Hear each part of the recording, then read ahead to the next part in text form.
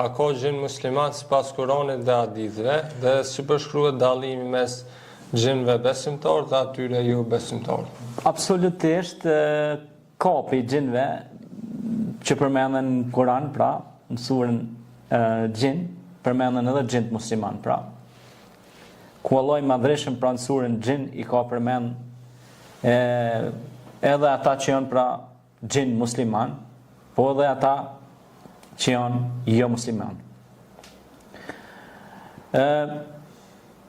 Ata që janë musliman, pejgamberi selam na ka mësuar, ka thonë, ata e falin namazin, janë pra njerëz që janë gjin pra që e falin namazin, që janë pra adhurues të Zotit, dhe pra ka prej tyre që pra adhurojnë shumë krijuesin edhe i luten, edhe ata nuk bojnë sherr, nuk bojnë dame, e shikojnë si thonë na drejtimin e vet.